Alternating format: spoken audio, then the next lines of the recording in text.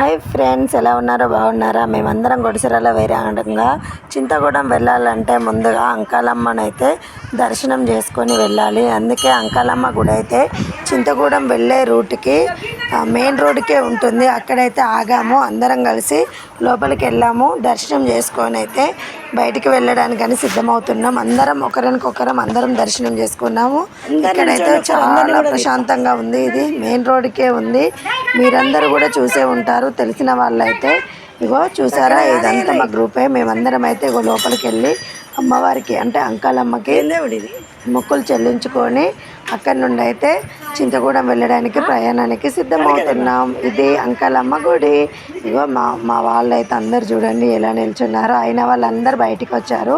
ఇగో అమ్మవారు అయితే ఎలా ఉన్నారో చూడండి.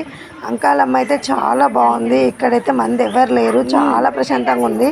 ఎందుకంటే మేము వచ్చేసరికి 2 దాటింది, అందుకనే ఇక్కడ మంది అయితే ఎవరు లేరు.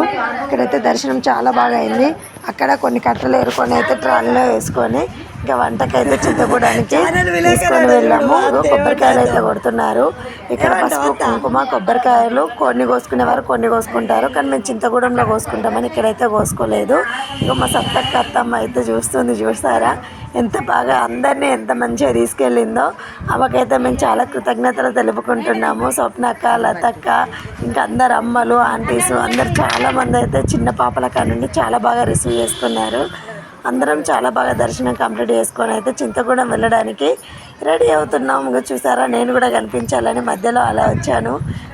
అందరూ దర్శనం కంప్లీట్ అయిపోయింది, ఇంకా వెళ్ళడానికి సిద్ధమవుతున్నాం. ఓకేనా ఫ్రెండ్స్? మరి మాడపడి చేతికి బొట్టు కూడా పెట్టించుకుంది. నేను కూడా లోపలికి వెళ్ళి బొట్టు పెట్టించుకొని వచ్చాము. ఆడపడి చేతి గుడిసెలలో అల్లు పట్టింది. చూసారా, ఇవన్నీ వీడియోస్ అయితే నేను మీకు చూపెట్టాలని చూపెడుతున్నా. ఓకేనా ఫ్రెండ్స్? మరి చూడండి ఎలా ఉన్నారో మా వాళ్ళు అయితే అందరూ. మీరందరూ కూడా వెళ్తారా ఇలా? ఓకేనా? బాయ్. మరి మీకు కనుక వీడియో